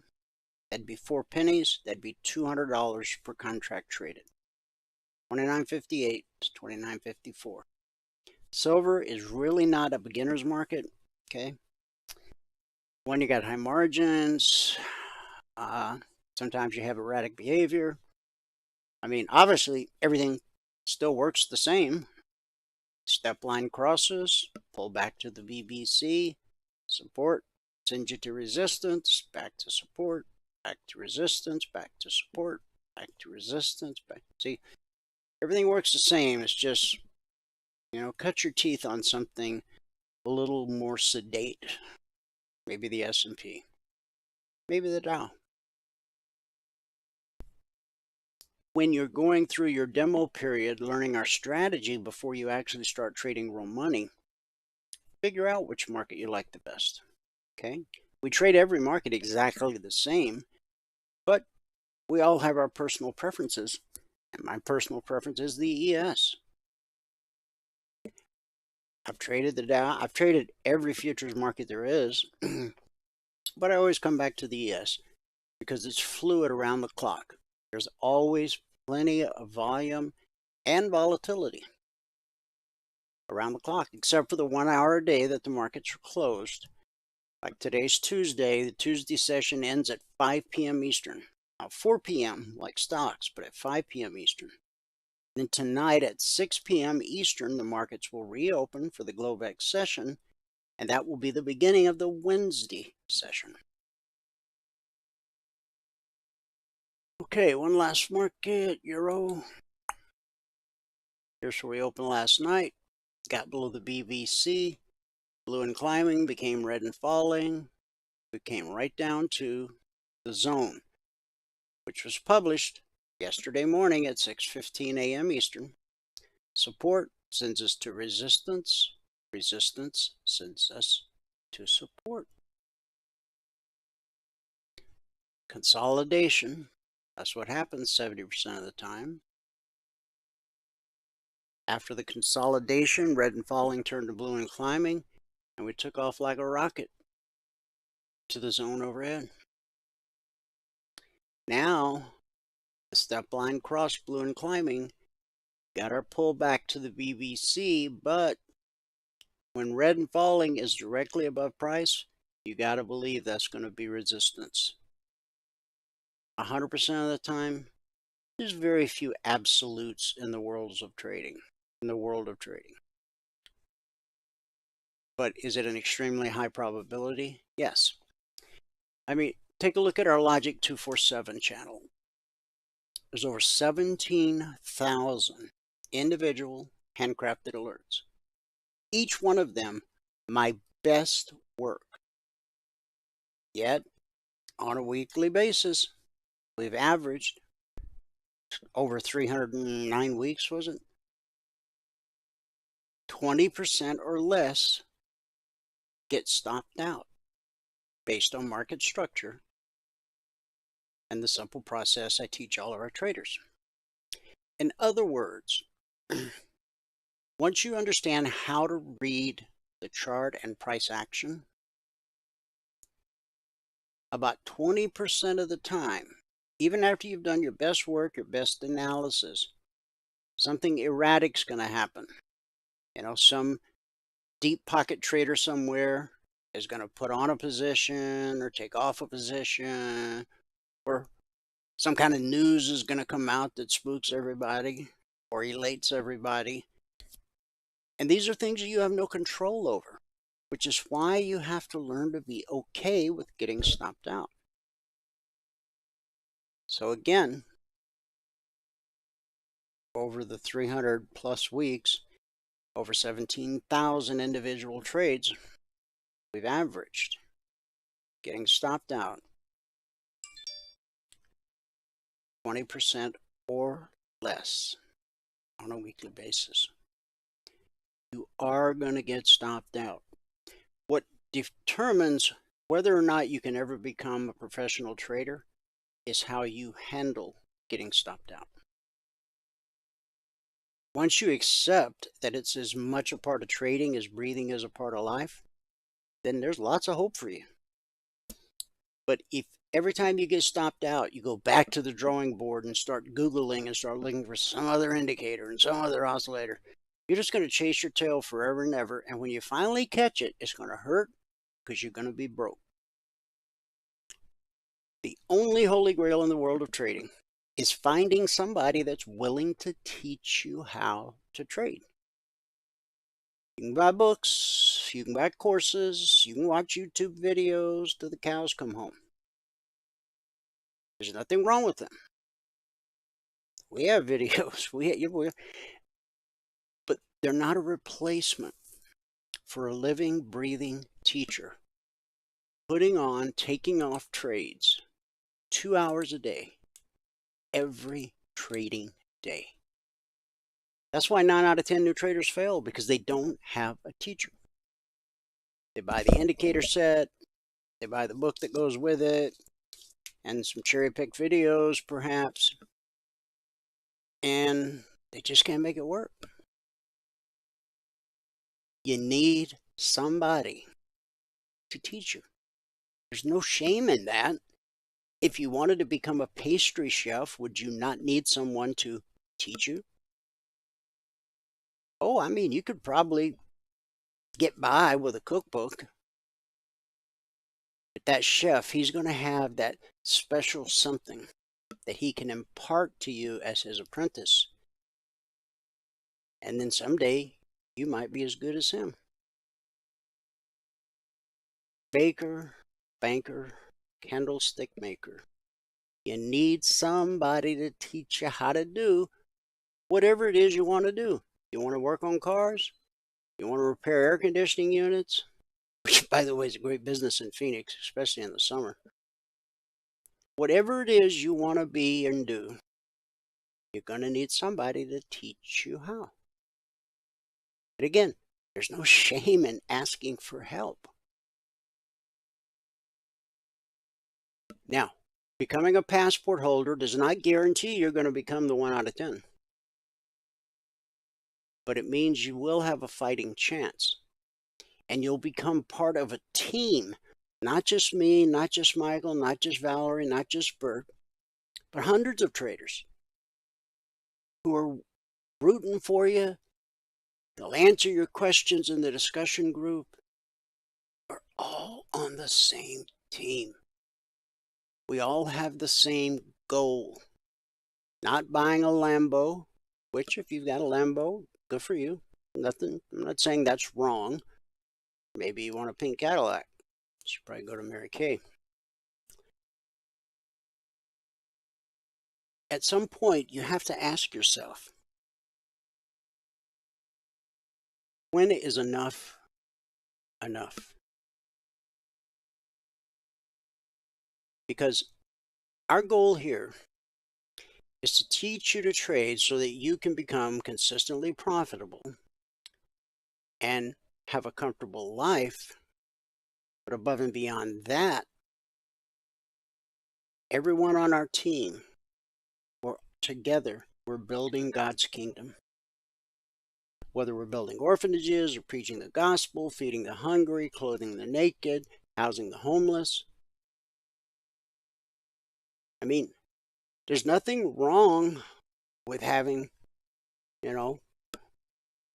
like Jay Leno. I like Jay Leno, okay? You ever seen that TV show, his garage? There's like 50 cars in there. Okay? I'm not saying Jay's bad or wrong or any of that. But you can only drive one car at a time.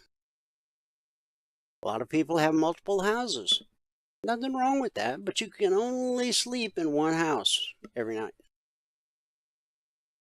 So you got to ask yourself, once you become a consistently profitable trader, when is enough for you?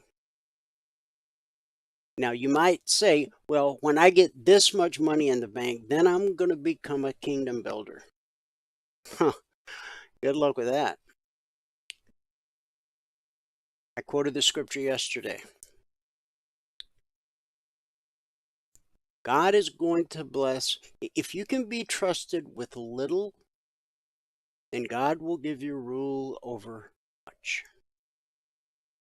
I just butchered that scripture, but you get the idea. So don't say wait until when I've got $1 million in the bank, then I'm going to start helping the less fortunate. I'm going to start building God's kingdom.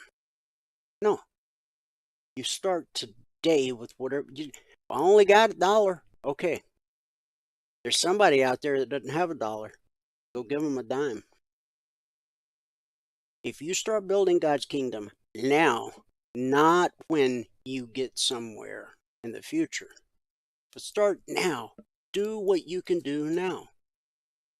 Maybe you don't even have $1, but you can maybe the elderly lady across the street, maybe you can mow her grass for her. It's not all about money. It's about a mindset. It's about having a heart change where you want to leave this world a better place than you found it. All right, I guess I should stop preaching. To become a member, go to mytradingiq.com. If you have questions, call 949-42-EMINI. Or you can email us support@cfrn.net. Along with 2 hours of live training every trading day, you'll have access to one-on-one private mentoring at no extra charge. The strategy you learn and the indicators you own as a passport holder are fluid across all markets and all time frames. Futures, stocks, crypto, Forex, ETFs, doesn't matter. Price flows the same across all markets and all time frames. From support to resistance, back to support, back to resistance. Over and over, again and again. It's a never-ending cycle. As a passport holder, you'll also get the Logic 247 alerts, the concierge trade alerts. You'll learn how to read price action and charts. You'll get the weekly trading zones. You'll be able to attend the members-only workshop on Thursday night. And you'll get the golden key that opens all the private Telegram channels. Like each week when we do the members-only weekly workshop, we record it and we put it in the vault in Telegram. Once you become a passport holder, you'll have the key that opens that vault. Do you need to go back and watch previous workshops? No, you don't need to. But it's nice to know that you have such depth of knowledge and training available at your fingertips at any time. Everything a trader needs all under one roof, one low price. MyTradingIQ.com. It's time to wrap things up. Oh Lord, I hope I opened that mic. I did. I remembered to open the YouTube mic. Okay, cool. Oh, somebody got a question. Kenneth, you're too kind. Kenneth says that's why I show up, for the preaching. Thank you, Kenneth. That's to be encouraged like that. You have no idea how much that means. I really appreciate it. All right, guys, our good word for the day. Yesterday we talked about when your best isn't good enough. Today, give your problem to God. We all got problems. Imagine a God that will say, give me your problems. Follow me, and I'll walk you through this dark time, this valley. Imagine that. Creator of the universe spoke it into existence. And he's willing to help you if you'll simply follow him. Psalm 55:22.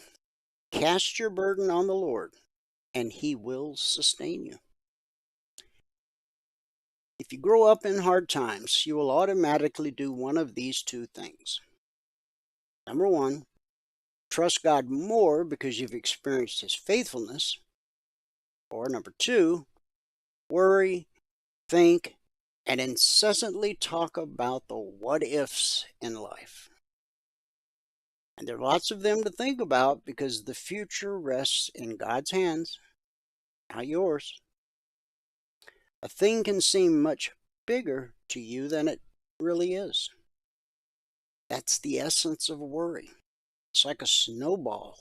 It starts small, but as you roll it over and over and over in your mind, it becomes bigger and bigger until it has the potential to bury you.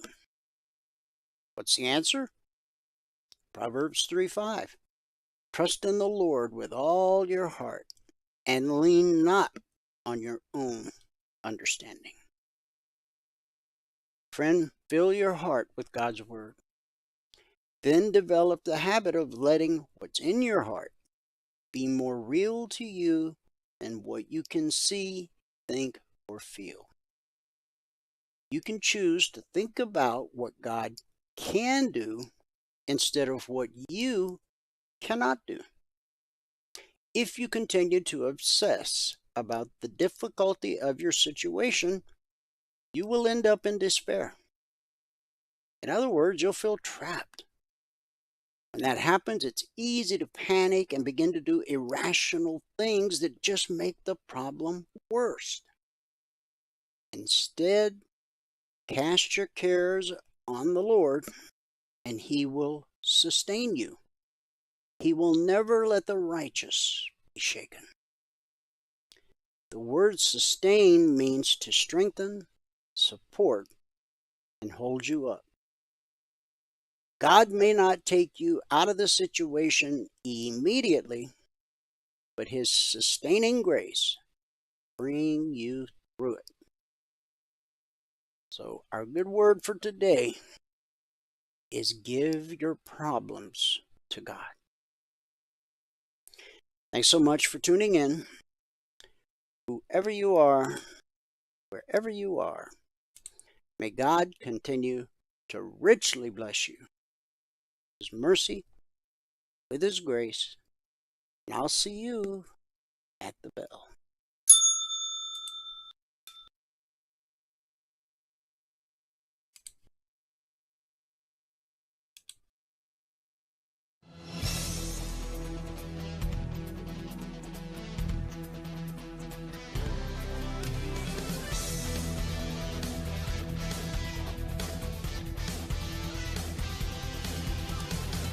Remember this, there is no greater return on investment than to see a human life changed and given hope. As always, pray hard and trade safe. Any financial information discussed on this show is simply the opinion of our host, Dwayne Reeves, his co-hosts, and guests. To learn more about trading E-mini futures or to take a 1-week free trial in our live trading room, call 1-866-928-3310. 866-928-3310. Information discussed on this radio program should not be construed as a recommendation to buy or sell any security. Always do your own due diligence and consult with a licensed securities broker or financial planner before making any investment decision.